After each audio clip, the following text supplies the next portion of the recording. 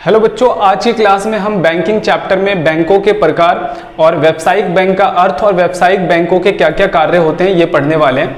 तो स्टार्ट करते हैं आज की क्लास हम, जो कि सेकंड पार्ट है बैंकिंग चैप्टर का।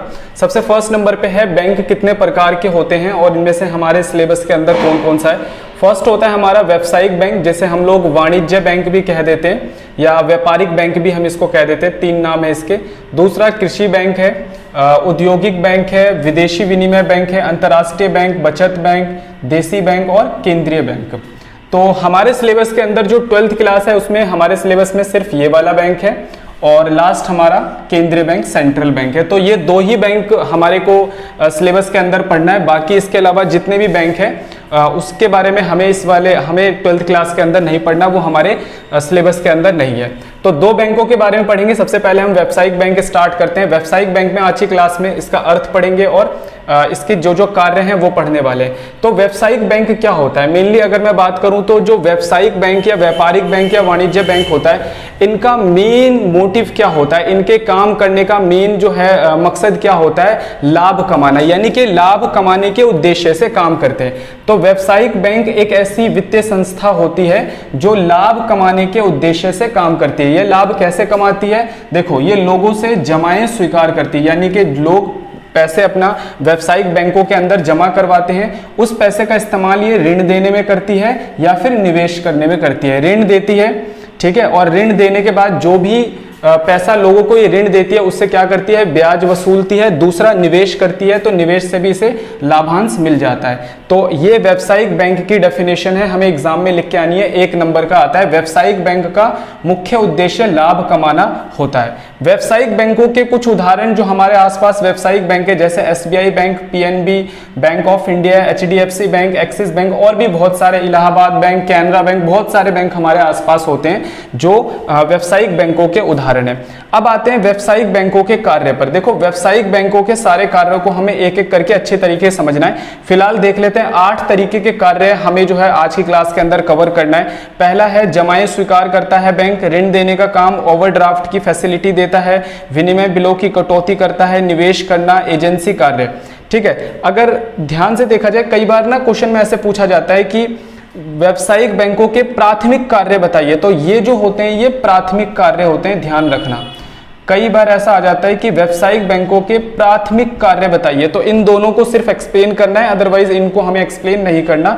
तो व्यावसायिक बैंक के प्राथमिक कार्य 2 होते हैं, जमाएं स्वीकार करना और ऋण देना। बाकी ये सारे कार्य जो है द्वितीयक कार्य के अंदर आ जाते हैं। अगला है हमारा सामान्य उपयोगी सेवाएं कौन कौन सी होती है बैंक की, समझेंगे। साख निर्माण की प्रक्रिया या मुद्रा निर्माण की प्रक्रिया व्यावसायिक बैंक कैसे करता है वो भी हम समझने वाले हैं। तो आज की क्लास के अंदर सारे जितने भी कार्य हैं वो समझेंगे। तो स्टार्ट करते हैं हम जमाएं स्वीकार करना।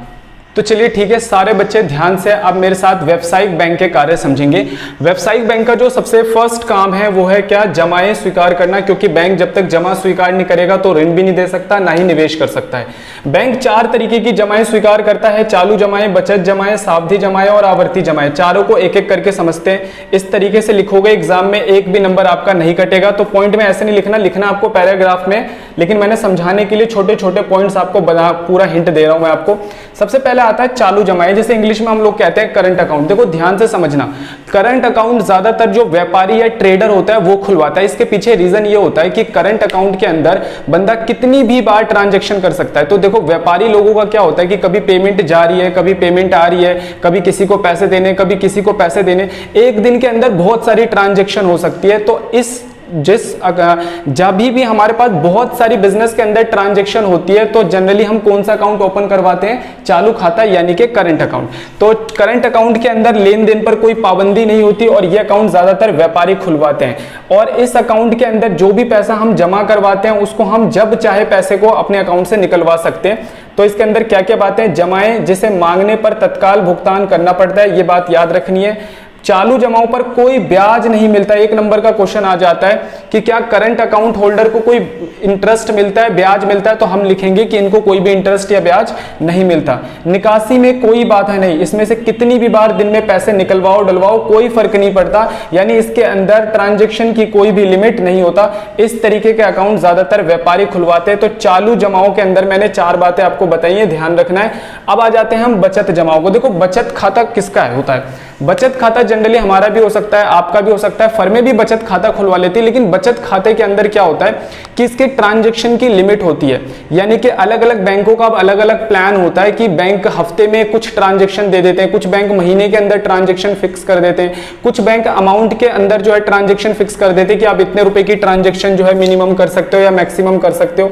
तो ये सारी चीजें जो है बचत खाते के अंदर लिमिट होती है।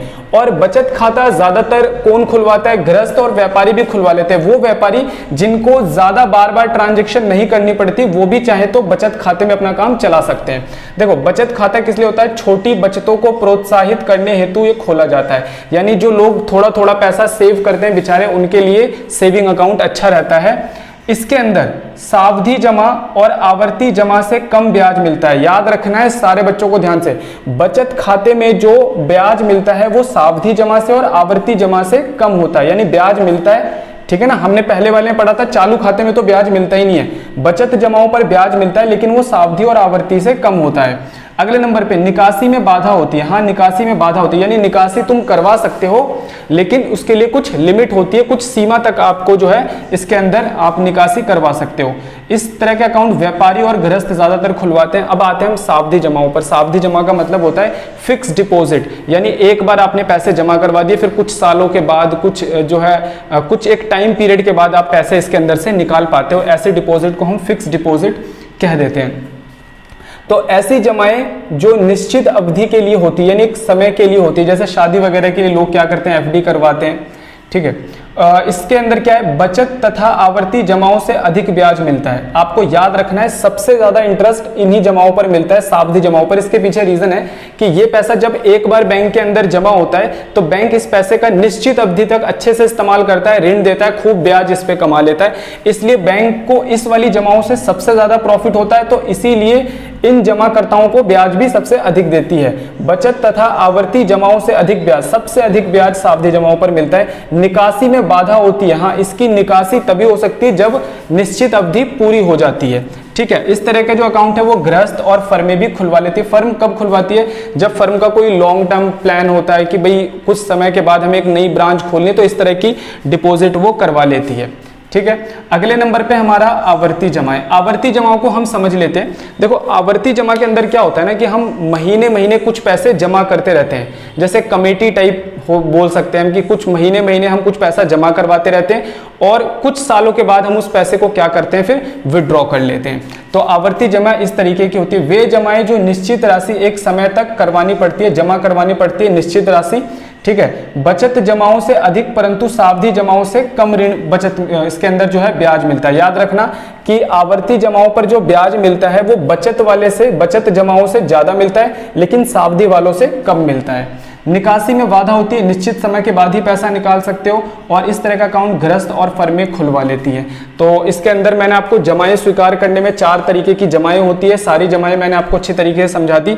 अगले नंबर पे है बैंक का काम ऋण देना। आपको पता होगा कि व्यावसायिक बैंक जितना भी पैसा जमा करती है उसका इस्तेमाल वो किस लिए करती है, दूसरे लोगों को, फर्मों को ऋण देने के लिए करती है। अब जरा ये भी समझ लेते हैं, बैंक कितने तरीके के ऋण देती है? 3 तरीके की, नगद साख, मांग उधार, अल्प अवधि ऋण। पॉइंट्स याद रखो, एग्जाम में आसानी से अटैम्प्ट कर लोगे।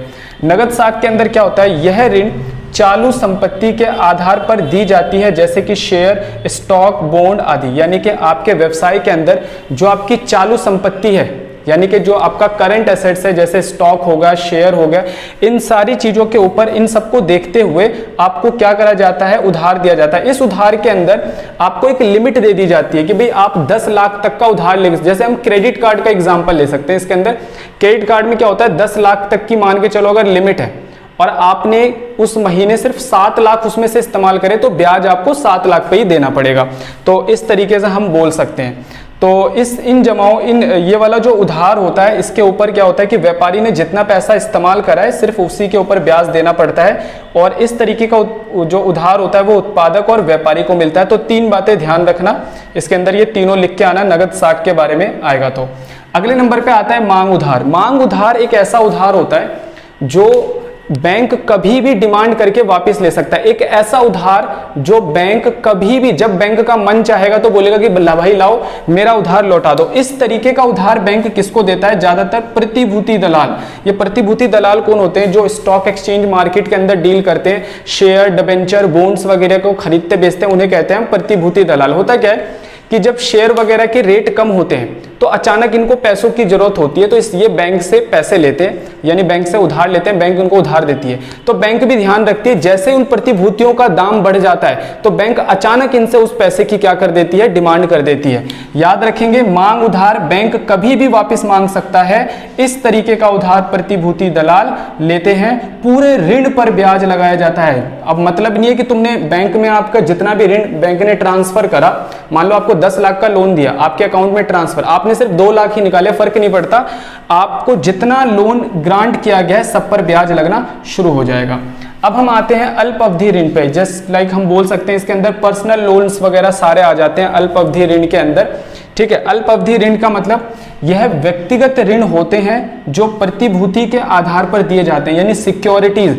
आपको इन ऋण के बदले, इन ऋणों के बदले, इन उधार के बदले बैंक के पास कुछ जमा करवाना पड़ता है, गिरवी रखवाना पड़ता है। इस तरह के उधार गृहस्थ और फर्मों को दिए जाते हैं और पूरे ऋण पर क्या लग जाता है? ब्याज लग जाता है। पूरे ऋण पर क्या लग जाता है? ब्याज। तो 3 तरीके के उधार मैंने आपको समझाया है। ऋण देना, ऋण में 3 तरीके का उधार है, नगद साख, मांग उधार, अल्प अवधि ऋण। सारे पॉइंट्स याद रखोगे, अच्छे से एग्जाम में लिख दोगे। इन दोनों काम को हम क्या कहते थे? इन दोनों काम को हम कहते थे प्राथमिक कार्य। तो अगर क्वेश्चन आ गया कि प्राथमिक कार्य बताइए, व्यावसायिक बैंकों का प्राथमिक कार्य बताइए, तो हम सिर्फ इन दोनों को ही एक्सप्लेन करेंगे। ठीक है, तो अब तीसरा कार्य हम इसका समझ लेते हैं एक बार। तो अब हम व्यावसायिक बैंक का तीसरा कार्य समझते हैं। तीसरा कार्य क्या है? तीसरा कार्य बच्चों ओवरड्राफ्ट की सुविधा। ये ओवरड्राफ्ट की सुविधा का मतलब क्या होता है मैं आपको ध्यान से समझाता हूँ। वैसे 11th क्लास में कॉमर्स वाले बच्चे इस टॉपिक को जानते होंगे, आर्ट्स स्ट्रीम वाले बच्चे नहीं जानते होंगे, तो मैं समझाता हूँ। ओवरड्राफ्ट का मतलब क्या होता है? बैंक के द्वारा दी गई एक ऐसी सुविधा जिसके अंदर आप अपने अकाउंट में रखे हुए जमा राशि से अधिक पैसा निकलवा सकते हो। इस सुविधा को हम ओवरड्राफ्ट सुविधा कहते हैं। लेकिन ओवरड्राफ्ट सुविधा सारे लोगों को नहीं मिलता, सिर्फ चालू खाताधारियों को मिलता है, और वो भी एक निश्चित सीमा तक। ऐसा नहीं कि आप कितना भी पैसा निकाल सकते हो, बैंक सीमा तय कर देता है कि आपके अकाउंट में नहीं है तो आप 10 लाख तक निकाल सकते हो, आप 5 लाख तक निकाल सकते हो, और वो भी कुछ खास खाताधारियों को देता है बैंक, जिनके ऊपर बैंक को बहुत ज्यादा भरोसा होता है। इसके बदले बैंक आपसे ब्याज भी लेता है, इसके बदले बैंक आपकी संपत्ति भी गिरवी रख सकता है कि इनकेस अगर आपने पैसा नहीं चुकाया तो बैंक उसे बेचकर पैसा रिकवर कर सकता है। 3 लाइन में जवाब छुपा हुआ है, ध्यान से समझना।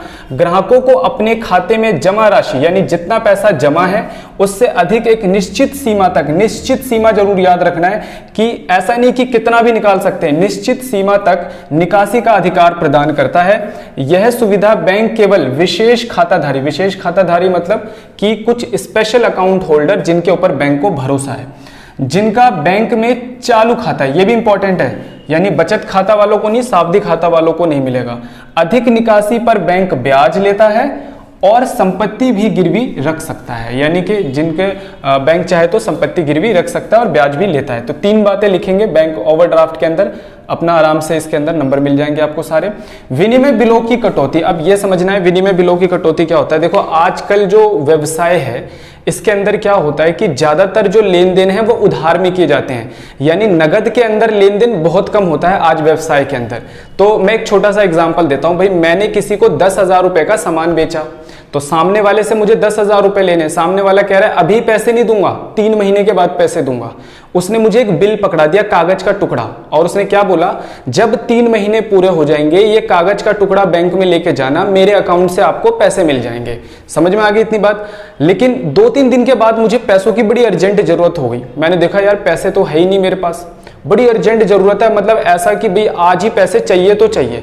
मैंने देखा यार ये बिल पड़ा हुआ है, बिल लेकर बैंक के पास पहुंचा, बैंक को बिल दिखाया, तो मैंने बोला कि लाओ सर पैसे दे दो। बैंक बोल रहा है कि भाई 3 महीने बाद का बिल है और तुम 3 महीने पहले आ गए, तुम्हें अभी पैसे कैसे मिल सकते हैं। मैंने बोला सर देखो कुछ कर लो अगर हो सकता है तो बैंक ने क्या करा, बैंक ने बोला एक तरीका है, 10,000 रुपए का बिल है, 3 महीने के बाद तुम्हें पैसे मिलने हैं, मैं एक काम करता हूं अपनी तरफ से अभी तुम्हें पैसे दे देता हूं, लेकिन पूरे 10,000 रुपए नहीं दूंगा भाई, टाइम से पहले अगर मैं पैसे दे रहा हूं तो मुझे कुछ कमीशन मिलना चाहिए। तो बैंक क्या करेगा, मान के चलो 10,000 रुपए मेरे को देने हैं तो बैंक क्या करेगा, 9,500 रुपए मेरे को दे देगा, 500 रुपए बैंक काट लेगा। जब 3 महीने पूरे हो जाएंगे तो बैंक उस बिल के माध्यम से जिस व्यक्ति से मुझे पैसे लेने थे बैंक उससे पैसे ले लेगा। कितने, पूरे 10,000। देखो बैंक ने मुझे 9500 रुपए दिए और बैंक ने पूरे 10,000 रुपए रिसीव करे, इसका मतलब बैंक का 500 रुपए का फायदा हो गया। जब हम समय से पहले किसी भी बिल का भुगतान बैंक से ले लेते हैं तो बैंक के इस कार्य को हम कहते हैं विनिमय बिलों की कटौती। 2 बातें समझनी है, पूरा समझ में आएगा। इसके अंतर्गत बैंक बिल धारक को समय से पहले बिल का भुगतान कर देता है। ठीक है, एक बात क्लियर हो गई। इस कार्य के लिए बैंक धारक से कुछ कमीशन लेता है। बस 2 बातें लिखनी है, पूरे नंबर मिलेंगे। निवेश करना, आपको बताया था बैंक के पास जितना भी पैसा होता है बैंक इसका इस्तेमाल 2 तरीके से करती है, या तो बैंक जरूरतमंदों को ऋण दे देती है या बैंक फिर निवेश भी कर सकती है। बच्चों बैंक निवेश बहुत तरीके से कर सकती है, लेकिन मैंने यहां पर 1-2 बात लिख दी है।